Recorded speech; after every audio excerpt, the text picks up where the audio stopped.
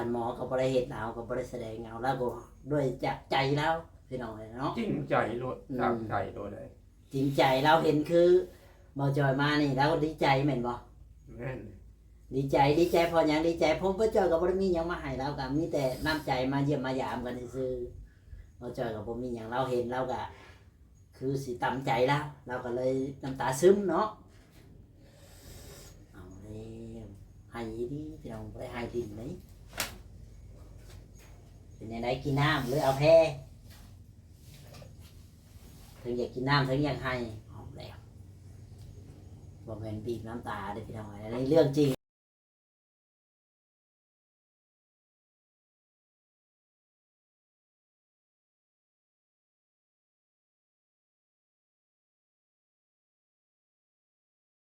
สวัสดีเลยสบายดีพ่อแม่พี่น้อง FC เมื่อสุขคนพี่น้องเนาะวันนี้ก็อยู่ที่เพื่อนทานหมอพี่น้องเลยป้าไผเด้โทรมาหาข่อย ใช่โอ้ ป้าสบายดี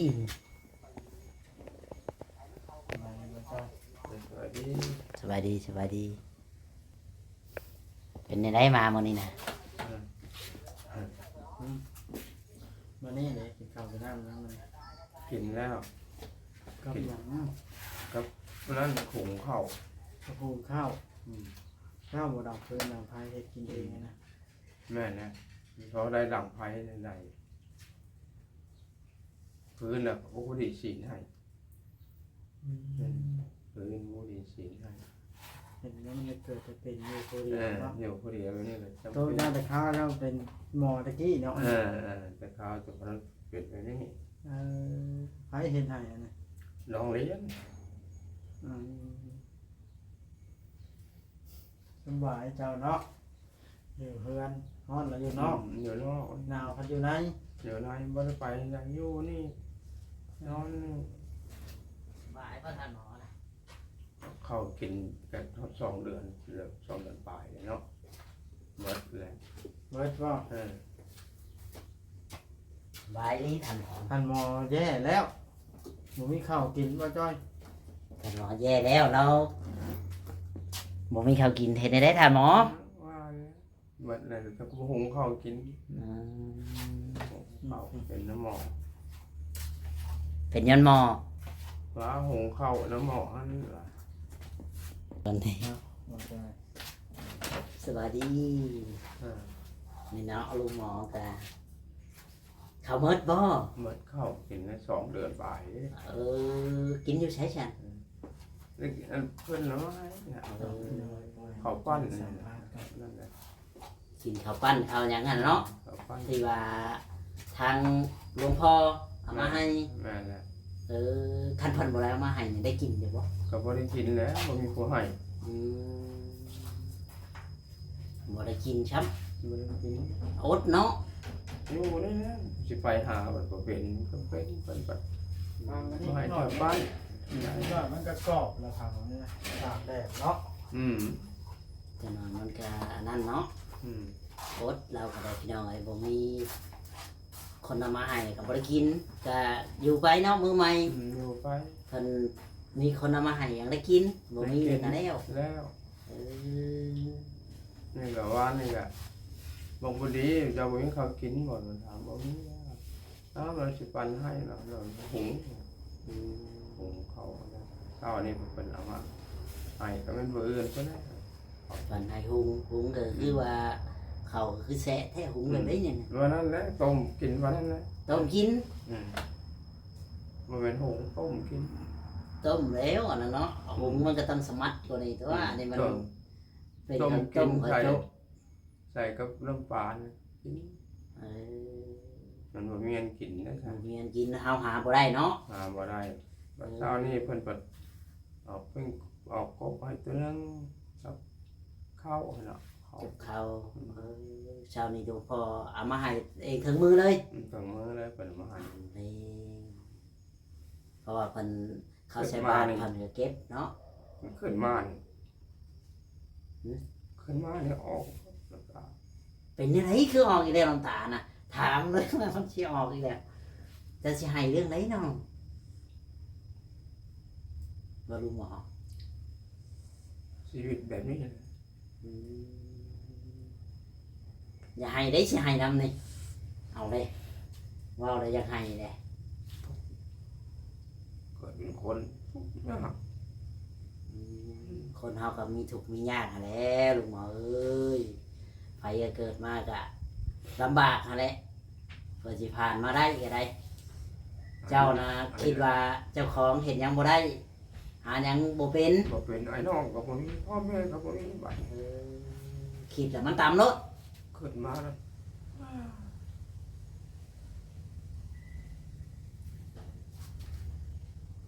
คิดมาแล้วก็ตามไปแล้วพี่น้องเอ้ยหมอ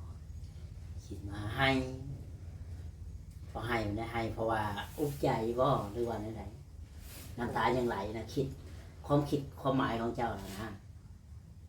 ปุ๊บ อุกอุกเรื่องไหนนะเรื่องแบบบ่มีคนเบิ่งหรือว่า เรื่องบ่มีแนวอยู่ได้กินแบบขาดเคิน ขาดเคินอยู่บนกินกับแม่น อ่า อยู่บนกินกับว่านี่โดยผู้หาให้กับบริกินกินแม่ใหญ่จะบ่นบ่นว่าให้บริกินหมดเลย อืม คอยรถ บ่จักนายสิเว้าเลย แล้วว่า นี่แหละพี่น้องไอ้ต้องเบิ่งว่าท่านหมอก็บ่ได้เฮ็ดเอาก็บ่ได้แสดงเอาแล้วก็ด้วยจากใจแล้วพี่น้องเอ้ยเนาะ จริงใจรถทางใจรถเลย จริงใจเราเห็นคือบ่จอยมานี่แล้วดีใจแม่นบ่ แม่น ดีใจพอหยังดีใจผมบ่จอยก็บ่ได้มีหยังมาให้เราก็มีแต่น้ำใจมาเยี่ยมมายามกันซื่อๆบ่จอยก็บ่มีหยังเราเห็นเราก็คือสิตำใจแล้วเราก็เลยน้ำตาซึมเนาะเอาแล้วให้ดีพี่น้องบ่ได้ให้ดินไหมเป็นยังไงกินน้ำหรือเอาแพ้ถึงอยากกินน้ำถึงอยากให้เอาแล้วบ่แม่นบีบน้ำตาเด้อพี่น้องอันนี้เรื่องจริง คนจริงๆบ่ได้แสดงกับบ่ได้เล่นละครนี่พี่น้องคนกับคนจริงๆอย่างยุ่งๆแต่ว่าน้ำตาไหลพี่น้อง เพื่อหยังน้ำตาไหลเพิ่นก็ย้อนว่าอุกใจบ่มีแบบว่า เวลาบ่มีอยู่บ่มีกินแล้วมันก็ยะแบบว่าจักสิไปกินน้ำผู้ใดจักสิขอผู้ใดมันขาดเขินแม่นมีเฮือนอยู่ แต่ว่าแต่ของมันเห็นหยังบ่ได้เนาะ หน่อย ความหมายแล้วเราเห็นยังบ่ได้เราก็คิดท้อแบบว่าลำบากใจมันอยู่ไปกะพอแต่ชำนี้อะนะแบบบ่มีคนดูแลกะโอ้หลายๆอย่างเนาะความคิดคอยกะบอกบ่ถือคือกันนี่แหละความคิดแต่หมอนมาเห็นแล้วก็น้ำตาไหลพี่น้องโอ้ยคอยก็บ่จักในสิเว้าคือกันนะพี่น้อง แบบว่าคันบ่มีนี่เงินคำในหามาได้ใช้แต่มีใช่บ่บ่มีเลย บ่มีเลย เอออยู่ไปแบบว่าคนบ่มีหยังทุกอย่าง อยู่เป็นชื่อนะอยู่หายใจเขาออกอยู่ซาเบิดปุ่น อยู่พอได้หายใจเอาแล้วบาทนี้พี่น้องอยู่สำหายใจยี่สื่อพี่น้องเบิ่งน้ำกันพี่น้องเลย FC ก็อยากให้พิจารณาก็เบิ่งเนาะนี่แหละกะคนแบบนี้เฮาก็สงสารอยู่พี่น้องเนาะคือว่าจ่อยมาถ่ายก็มาแต่โตสิมาเยี่ยมมายามเพราะว่าเคยมาถ่ายเพิ่นสุดท้ายเพิ่นก็ให้ใส่บ่จ่อยอีหลีพี่น้องเลยบ่จ่อยได้บ่จักได้สิเฮ็ดบาดนี้สู้ไปเลยท่านบ่เฮ็ดได้ไหนคนเฮามันต้องสู้ต้องดิ้นต่อไปนั่นแหละถึงว่าอดอยากๆอะรอเผื่อมีคนเอามาให้อย่างได้กิน คือเจ้าเลยคือหลวงพ่อเพิ่นก็บ่ได้ปาบ่ได้ทิมเพิ่นก็ให้กิน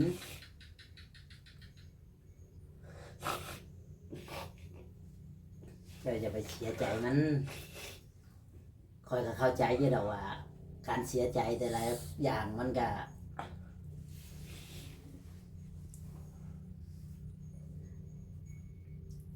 ถ้าเว้าบ่ถึกเลยพี่น้องเห็นท่านหมอให้น่ะบ่จักได้สิเฮ็ดข้อยก็เว้าบ่ถึกอึ้งเลยนี่ เขากินครับเมื่อเทื่อนะเขาไป เออ หยอกไม่กิน กิน กินมื้อละเทื่อน่ะ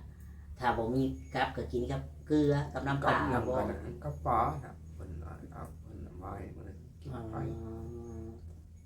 ปลาหยังเพิ่นเอามาให้ กับปลา กับป๋องปลานะบ่ ปองปลา เพิ่นเอามาให้ กิน มื้อป๋องหนึงกินจักมื้อ สอง 2มื้อคือยามมายามนาแบบนี้ก็สิไปใช้ก็ยากเนาะ ไปบ่ได้เลย ฝนตกน้ำลงเราก็โตอย่างเป๊ะปะอย่างคือเป็ดนี่มันก็เลยไปยากพี่น้อง ลูกยากในนั้นนึงก็เกิดบ่มีโคมไผ หนูมีคงไปแล้ว โคมไต เอาเลย ว่าได้ไปได้อยู่ พอได้ยางเขาแขกๆเนาะ น่ะก็แขกในเรือโดยสารนี่แหละ เขาแขกไปพี่น้องแนวกับอีตนเราจะได้พี่น้องเลยเนาะแต่เฮาก็ได้แค่ความมีตนคงเวทนาในไหนพี่น้องเนาะที่ว่าเฮาเห็นอยากเป็นตาสงสารเราอยู่นุ่งก็เสื้อผ้าราคาพี่น้องเสื้อนี่ตั้งแต่จักปีแล้วนี่มัน หลายปีแล้ว บ่มีเสื้อสงสัยบ่คือใส่แต่ขาน นี่ก็แพ้ไว้แน่บัดบ่มีมาอ่อนไผ แพงว่าเห็นหยังนุ่งเอาแล้วพอตัวใดพอนุ่งก็นุ่งไปเจ้าสิแพงไว้ให้ผู้ใดนุ่งไปรอดดูนุ่งไปแล้วก็ตกไปน้ำสักไปน้ำมันเอาเอานุ่งแต่โตเก่าๆมันก็บ่ได้เจ้าแพงไว้ให้ผู้ใดสมมติว่าบ่เห็นเจ้า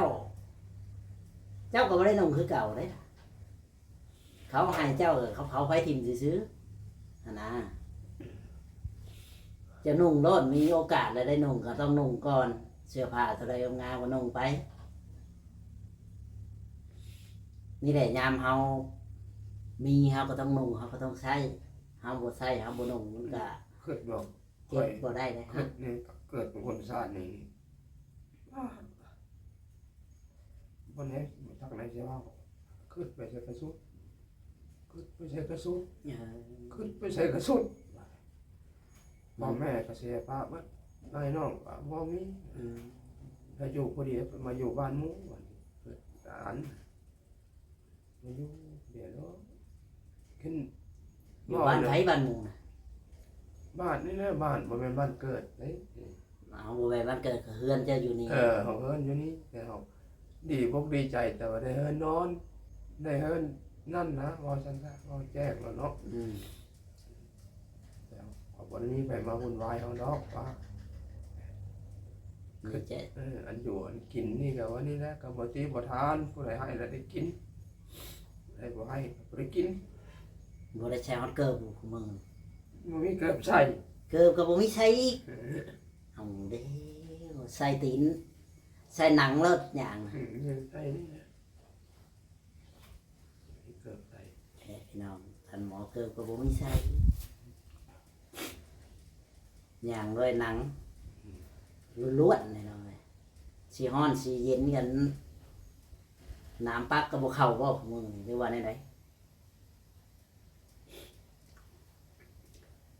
นั่นแหละมันยังไปเป็นเรือนแน่บ่ได้ไปไกลแล้ว เดี๋ยวมาในเฮือนในซานเนาะบ่ได้ไปไกลคือว่าได้พี่น้องเลยพอไปนี่ก็ออกไปนี้วัดนี้ วัดนี้ไกล กลับมา ๆกลับมาก็ย่างไปป่านะฮะตอนนี้ก็เพิ่นเอิ้นแต่มาเอาเขาเด้อครับทุกข์ยากก็ให้ คนเดียวก็ได้ คนเห็นว่าให้ไป แบบว่า คือบ่มีคนมาเยี่ยมมาดูแลบ่บ่ เชิดไปเฮาก็ที่เกิดเป็นคนชาตินี้ทุกข์ยากก็รอมันทุกข์ยากเกิดรวมหมู่ทุกข์แต่เขาผู้เดียวนี่บ่ ในไหนเฮือนก็ลำใหญ่ นั่นแหละแต่ว่า ถูกแบบไรถูกบ่มีแนวกินถูกบ่มีข้าวกินบ่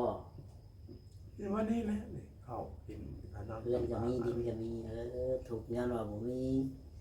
ของอยู่ของกิน เอาปัญหาบ่ได้บ้าน บ่มีข้าวน้ำกินพี่น้องเอ้ยเราทุกข์เราก็เลย น้ำตาตกพี่น้องเอ้ยคิดมาแล้วมันท้อมันตามใจเนาะ แม่นน่ะ คิดมาแล้วเราตำพี่น้องเอ้ยเราท้อ เท่านี้เพิ่นเอิ้นมาเอาเด้อข้าวบ่ไปบัดโตบ่ได้กิน พื้นเนาะ มันเพิ่นไป เออ ก้มหน้าไปเนี่ย ก้มหน้าไปเพิ่นก็ให้กินแต่ละมื้อได้เนาะเราเทื่อมื้อเพิ่นได้เพิ่นก็ให้กินเอาแล้วให้อีกแล้วตายเป็นยังคนนั่งใกล้นี่บ่ยังให้ได้เลยนี่ บ่ต่ำแฮงเลย เออตำให้ก็ได้ มาเอาเด้อข้าวเพิ่นว่า อืม เฮ็ดบ่ไปบ่ได้กินบัดนี้โตก็เรียนหยังบ่เป็น อืม ขึ้น สู้อะไรทำหมอสู้สู้สู้ไปเรื่อยๆสู้เพื่อจนว่าเจ้าของเห็ดยังได้อยู่แหล้ว สู้มานี่ก็ต้องปีปลายนั่นแหละ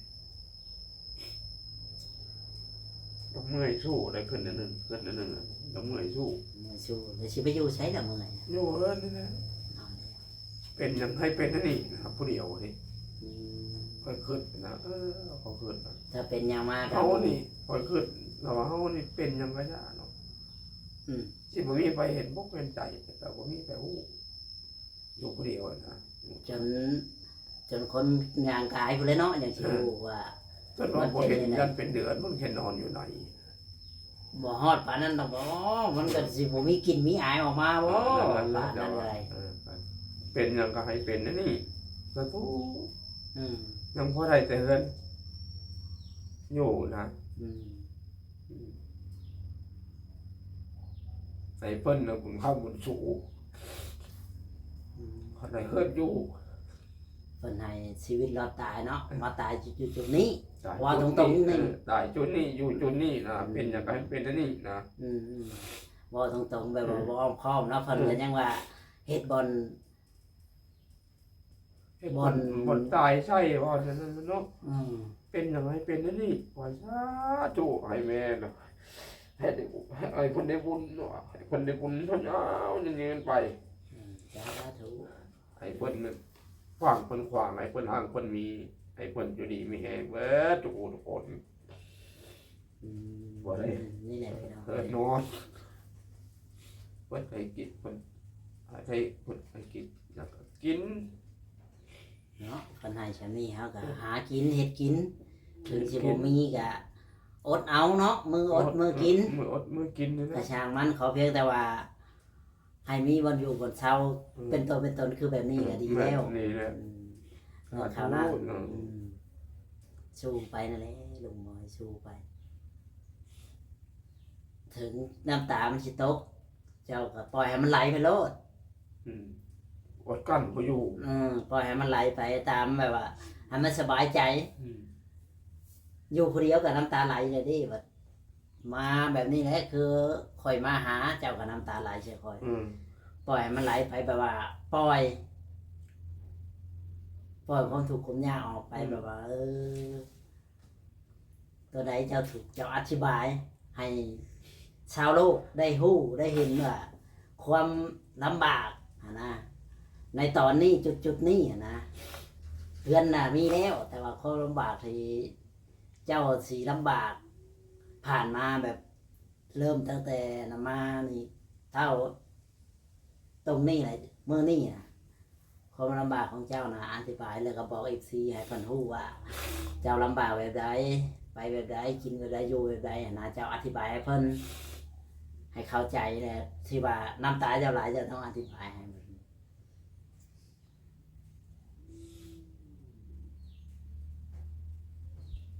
เพื่อนนี่ได้พออยู่พอเศร้าพอไปพอมา อืม มันรถบทสว่างนะก็เลย เออบ ทสว่างอะไรฉัน อืม แบบนี้ อืม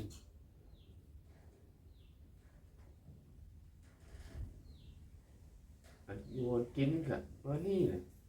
มันขาดเคิน วันเห็ดนี่แล้ววันนี้แล้ว เห็ดยังบ่ได้ เห็ดยังปวดยังบ่ได้วันนี้แต่พลังแข็งแรงนะ บัดใจก็อยากเฮ็ดอยู่แต่ว่ามันเฮ็ดหยังบ่ได้มันเลยน้อยใจ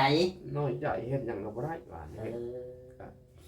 พอได้จะดังไฟนี้ว่าได้ขีดกับไฟใส่ยางนะ พอได้ดังไผ พอได้จะดังไฟกับต้มน้ำมันนะ อย่างอื่นก็เฮ็ดยากเนาะ บ่ได้ หุงข้าวกินเองนี่ก็พอได้อยู่ ได้อยู่ เออพอได้แต่ชำนั่นพี่น้องไอ้ชีวิตของลุงหมอนี่แหละพี่น้องไอ้ชีวิตของคนเฮามันก็เราก็ลำบากไปว่าข้าวน้ำจำปานี่แหละเวลามันบุมีเนี่ยมันบ่ได้กินพี่น้องเอ้ยมันอด มันทรมานแบบว่าโตวเองมันเห็นหยังบ่ได้จักสิตื่นเช้ามาจักสิไปหาหยังจักสิไปหากินอยู่ไสจักสิเฮ็ดจังไดหยังสิได้กินเนาะน้ำบ้านน้ำเมืองหมู่ เป็นสิไปขอมันอยู่ไปก็ต้องไปบ่ได้ว่า ก็สิไปขอกับเขาก็ให้อยู่ดามเถื่อเนาะ โดย คันว่าสิไปแลกไปเปลี่ยนก็จักสิเอาหยังแลกเปลี่ยน บ่ เขา มีนะบ่มีเลยไม่เปลี่ยน โตวเองก็เหลือแต่โตหล่อนจ้อน โดยแต่กระโตนี่นะ เฮือนก็ผู้ใหญ่เพิ่นเฮ็ดให้ก็ได้แต่พอได้อยู่ได้เช้าหาแล้วเพิ่นก็สบายใจอย่างหนึงเนาะ ขึ้นไป มีบ่อนพักบ่อนเช้า เช้า บ่อนบ่อนหายใจหั่นนะเนาะ บ่หายใจได้ บ่อนหายใจได้ เพราะฝนบ่ตกห้ำนะว่าแล้วกัน มันก็พอแบบว่าบ่ได้ไปลี่ฮัดลี่นี่หมู่เว้าหมู่ว่าจังซั่นจังซี่ อันนี้แค่แน่เฮือนเฮาเอง เงินเราเอง มีก็กินบ่มีก็บ่ได้กินก็ฉำนั้นเนาะ บ่ได้กิน เออคิดว่าเจ้าของนี่บ่ได้กินก็เลยอดแบบว่าหิวโหยหั่นนะพี่น้อง แบบว่าคิดว่าตัวเอง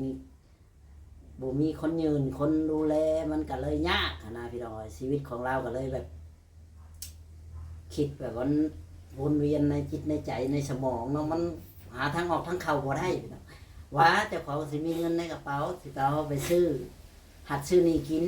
ก็บัดบ่มีปัญหาบ่ได้ไปบ่เป็น มันบ่มีเงิน สิขายหยังก็บ่มีแนวให้เห็นว่ามีหัดมีนี่ขายเนาะ โทรมาขายของขายอย่างไรอยู่พุ่นแล้วอยู่ทางพุ่นแล้วเขาก็ อยากก็มื้อตามมองอยู่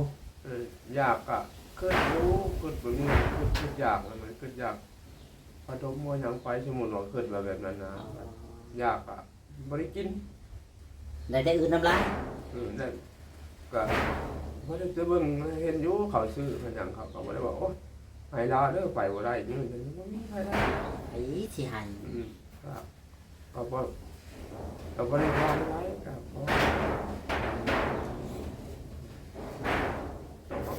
ขึ้นท้อ คิดท่อเนาะ มาทุกตอนนี้ทุกคนก็ท้อว่ะ เออนี่แหละพี่น้องเอ้ยลูกหมอเพิ่นก็เสียใจพี่น้องเอ้ยเนาะลำบากแบบว่า จนน้ำตาคู้จำยากบ่ได้เราก็ถือว่าลำบากใจที่ว่ายากแบบว่า เงินคำกับบ่มีแบบว่าข้าวน้ำจำปากับ แบบกินบ่สะดวกอะนะพี่น้องบ่คือของเฮาเองเฮามีเนี่ยเฮาตักกินหุงกินมันก็ง่ายเนาะ โดย แบบว่าเพื่อว่าสิมีคนมายืนมาอันนั่นก็มันก็ต้องใช้เวลาท่องเฮาบัดยากพี่น้องเอ้ยคือว่าแหละสู้ต่อไปเด้อลุงหมอเด้อ โดย สบายดีแชน อะไรนี่ โดย